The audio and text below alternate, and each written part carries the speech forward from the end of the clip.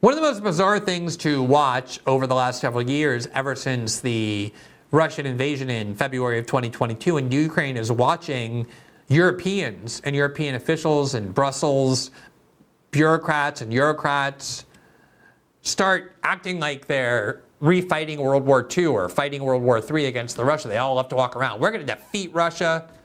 You have German leaders talking about sending tanks for the third time in the last 100 years eastward toward Russia, which they ultimately did. You have German leaders in outdoor rallies saying, we must defeat Russia. We must take them down. And you have all these tiny little countries and their tiny little prime ministers, talking about like with 1 million people in the entire country, acting like they're Winston Churchill. And ever since the pronouncements by Donald Trump about his intentions to say, we're not going to keep paying for your defense, Europe. Why would we pay for your defense? You offer this very ample welfare state to your people and they love it. And that's understandable. They get a lot of benefits, but why are our workers paying for your defense? You're not impoverished. You're perfectly capable of doing it yourself. Ever since, they've gone completely insane. Acting like, okay, now we're going to become the military superpower we were always meant to be without the United States. The problem is Europe is a joke militarily. They're an absolute joke. France and the UK have a small nuclear arsenal, so that makes them serious on that level. But in terms of conventional military fighting, they're laughable. In fact, in that Signal chat group that we just went over, Mike Waltz, because J.D. Vance was saying, why are we fighting this fight for Europe again? Aren't we sending the signal that we're not going to fight their fights? We're not going to pay for their fights? 40%, they're the ones who need the Suez Canal, not Americans. We barely use it. And Mike Waltz, who was eager to do the bombing, as was Pete Hegseth, said this, quote, whether we pull the plug or not today, European navies do not have the capability to defend against the types of sophisticated anti-ship cruise missiles and drones the Houthis are now using. So whether it's now or several weeks from now, it will have to be the United States that reopens these shipping lanes. Per the president's request, we are working with DoD and state to determine how to compile the costs associated and levy them on the Europeans. So according to Mike Waltz, the National Security Advisor, Europe doesn't even have the military capability to fight the Houthis. Their navy is insufficient. The Houthis have more sophisticated weaponry and more fighting capability than the Europeans, who nonetheless have been walking around beating their chest. We're Europe. We're going to build our own military. We're going to fight Russia. We're going to defeat them, consign them to the ash heap of history. We don't need the United States. All of that rhetoric is about 3 weeks old. And already Europe is confronting the reality that they're Europe and that none of that tough talk is possible. Even the New York Times is mocking them now. Here's the New York Times from today. Europe talks tough on military spending, but unity is fracturing. Quote, European leaders are struggling to find the money and the political will to replace the bulk of the U.S. contribution to Ukraine and to their own defense. The article begins, quote, the Dutch and others are not fans of raising collective debt for defense. Keeping Hungary on board is even more difficult. And when the president of the European Commission, Ursula von der Leyen, announced a plan for billions more for the military called Rearm Europe, two of the bloc's largest countries, Italy and Spain, thought that that was all a bit aggressive. So now the plan has been rebranded as Readiness 2030. Kaja Kallas, the former prime minister of Estonia, which has a population of about 1.1 million people, fewer than the number of people who live in Paris, she resigned in disgrace from the prime ministership because her husband got caught doing millions of dollars in business with Russia at a time she was saying Russia is the root of all evil and we have to sanction them. But she had a very safe landing. She's now the chief foreign and security official for the European Union. She has been a forceful advocate, I would call deranged, for supporting Ukraine as a first line of European defense against an aggressive militarized Russia. But it has been a rocky start for Ms. Kallas. Her effort to get the EU to provide up to €40 billion, more than $43 billion, to Ukraine through a small fixed percentage levy on each country's national income has gone nowhere. Her backup proposal, just for an added $5 billion as a first step to providing Ukraine 2 million artillery shells this year, was also rejected by Italy, Slovakia, and even France, an EU official said. Speaking anonymously in accordance with diplomatic practice, the countries insisted that contributions to Ukraine remain voluntary, bilateral, and not requested by Brussels. And her recent response to Mr. Trump's effort to push Ukraine into a ceasefire without security assurances rubbed many the wrong way, both in Europe and Washington, as dangerously premature. Quote, "The free world needs a new leader," she wrote on X. "It's up to us, Europeans, to take on this challenge." But in fact, the Europeans are working hard to respond to Mr. Trump in a convincing fashion. Ms. von der Leyen sold her rearmament of readiness plan with a headline figure of 800 billion euros.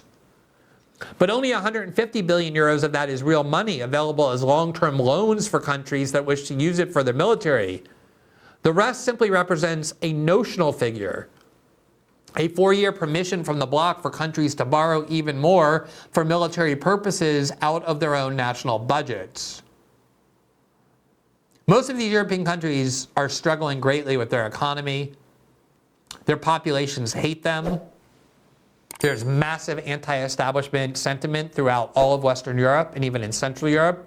It's the reason why people in the UK voted to leave the EU with Brexit, because they didn't want to be governed by these kinds of people in Brussels. It's the reason why right-wing populist parties that countries never thought would succeed in France, in the Netherlands, in Italy, and many more places are gaining in popularity because they're channeling this anti-establishment sentiment. And none of these Europeans want to give up the massive state benefits that they get, which is a crucial part of being European. A month vacation and tons of time off for paternity and maternity leave, retiring early, working 4 days, not working a 40-hour work week. These are all things essential to the Europeans. They're not going to give that up to build a massive military, go into massive debt for it, especially when a lot of these countries like France are already in enormous amounts of debt. And yet here is Ursula von der Leyen, a warmonger and a German who nobody elected to become the president of the EU other than the members of the EU Parliament.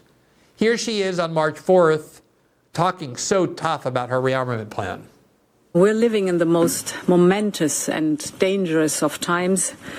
I do not need to describe the grave nature of the threats that we face or the devastating consequences that we will have to endure if those threats would come to pass, because the question is no longer whether Europe's security is threatened in a very real way or whether Europe should shoulder more of its responsibility for its own security. In truth, we have long known the answers to those questions. The real question in front of us is whether Europe is prepared to act as decisively as the situation dictates. We are in an era of rearmament, and Europe is ready to massively boost its defense spending, both to respond to the short-term urgency to act and to support Ukraine, but also to address the long-term need to take on more responsibility for our own European security. One of the ironies, by the way, she said Europe is ready to rearm and build our own defense. Evidently, they're not. One of the ironies of all of this is that the most strident warmongers in Europe are women politicians who are on the center left, the center of European politics. And the reason I say it's ironic is because the most belligerent, aggressive, and warmongering party in all of Europe, when it comes to Ukraine and Russia, when it comes to Israel, when it comes to a variety of other potential wars, is the German Green Party, whose figurehead is Annalena Baerbock, who is the foreign minister of Germany. And the German Greens ran on a platform that elevated her and the Greens to the parliament. They ran on a platform of what they called a feminist foreign policy. They said, our party is dominated by women. We're going to have female officials. in the most important offices. And because women are more inclined to resolve disputes through diplomacy and conciliation and not with war and aggression, a feminist foreign policy is one that's less antagonistic, less belligerent. That's the campaign they ran on.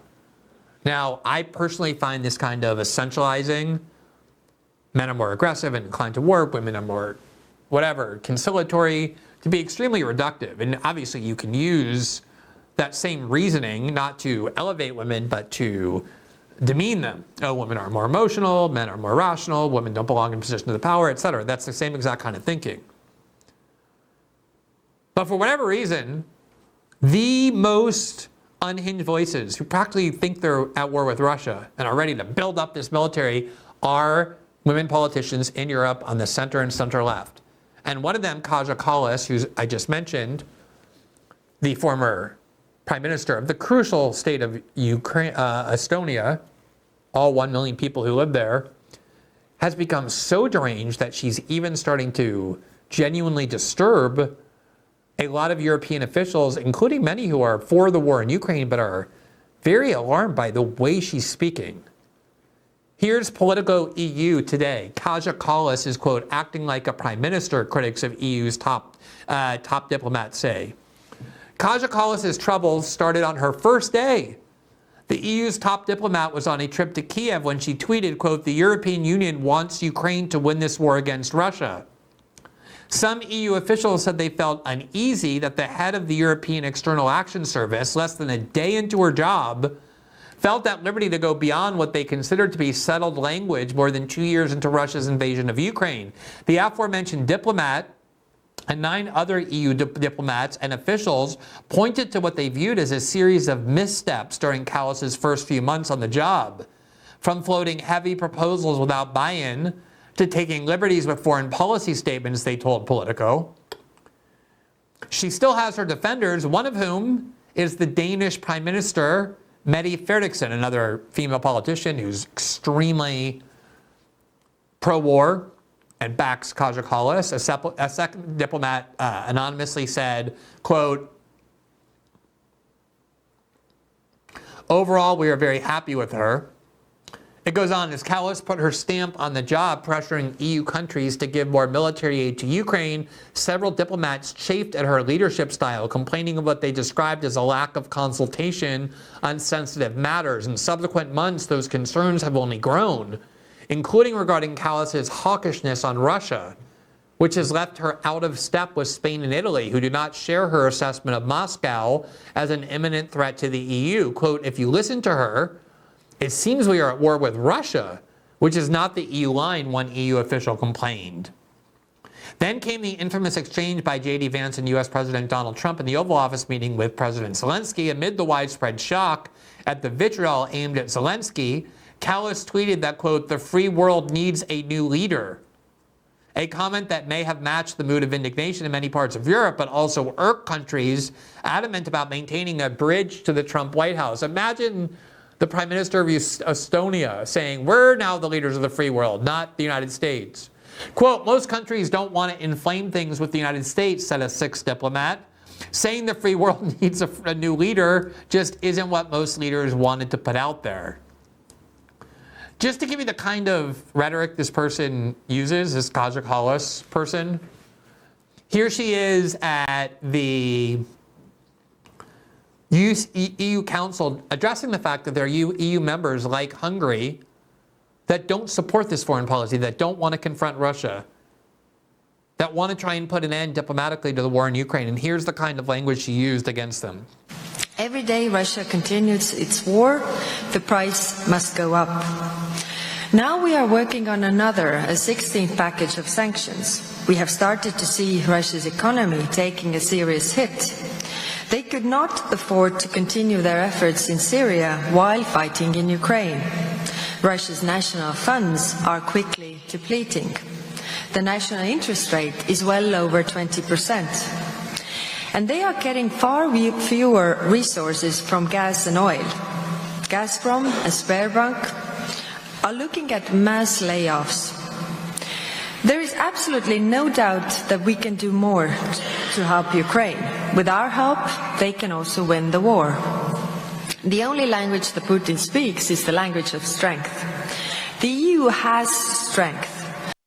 Believing that Ukraine can win the war, meaning expelling all Russian troops from every inch of Ukrainian territory, including Crimea, requires madness at this point. But what does she care? She's from a tiny little country that will contribute nothing. She's demanding that workers in Italy and Spain and France and Germany pay for the glories of this war that she wants. I get why you Estonians don't like Russians. I understand the history of Soviet domination of Eastern Europe, but she has to face reality. And she wants to be this glamorous, strong, Churchillian war leader, but the EU doesn't have anywhere near the capability to back up those words. Here is Kaja Kallas in May of last year at a different conference. Russia's defeat is not a bad thing, because then there could be really a change in the society, and there are many different nations right now part of Russia as well. I think if you would have more like small nations, it's not a bad thing if the big power is actually much smaller. So. She's talking about regime change in Russia, changing the government of Russia, and then breaking Russia up into a bunch of little different pieces.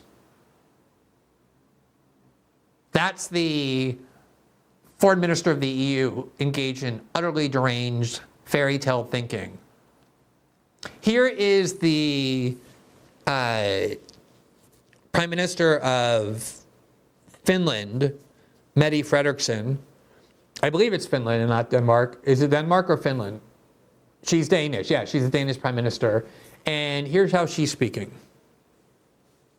I don't think we should panic, but I think we are in a hurry. And I think we have been in a hurry for 3 years, but now we really have to scale up and to speed up because Russia and Putin is not only threatening Ukraine, but all of us. And we have to be able to defend ourselves. My idea about Ukraine is the same as it has been now for 3 years, that they have to win this war. And if we allow Russia to win the war, I'm sorry to say it directly to all of you, he will continue and they will continue. And maybe we will even give them a better situation than today, because if we end this war now with some kind of a frozen conflict, a ceasefire, it will give Russia the possibility to return to Russia, to mobilize more funds, people, and maybe to attack another country in Europe.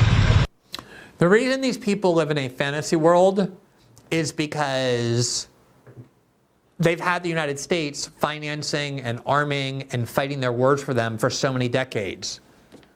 So they've gotten to simultaneously talk tough as though they're fighting wars because they contribute some troops, while at the same time not having to spend any of their people's money on it and giving them a welfare state that you can spend, that you can afford to give if you're not spending massive amounts on the military the way the United States has been doing. But now they're actually having to face the reality that the United States is not going to continue to pay the military-industrial complex to defend Europe and fight its wars for it. Why should the United States do so? And so they still want to talk this tough talk, but the realities are they don't have the political will, nor the resources, nor anything resembling a serious military in order to back it up. Free speech is under attack, but Rumble refuses to back down. We've always believed in empowering voices, no matter how unpopular, where they are on the political spectrum, and now we're taking that fight to the next level. When major advertisers conspired to pull their dollars, even brands like Dunkin' Donuts turned their backs, claiming that Rumble had a, quote, right-wing culture. Ooh. But we're not here to fit a mold, we're here to defend free expression. To strengthen this mission, we're excited to offer Rumble Premium, a completely ad-free experience with exclusive benefits for viewers and creators. You'll find exclusive content for creators like Russell Brand, Dr. Disrespect, Tim Cast, and the Mug Club with Crowder. It's more than a subscription, it's a stand for free speech. Your voice matters. Join Rumble Premium. For a very limited time, you can get $20 off an annual plan using the promo code RumbleLive. Visit rumble.com/premium and claim your special sale discount today. Together we can turn the tide. Whether you join Rumble Premium or simply keep watching, your support helps keep free speech alive. Thanks for watching this clip from System Update, our live show that airs every Monday through Friday at 7 p.m. Eastern exclusively on Rumble. You can catch the full nightly shows live or view the backlog of episodes for free on our Rumble page. You can also find full episodes the morning after they air across all major podcasting platforms, including Spotify and Apple. All the information you need is linked below. We hope to see you there.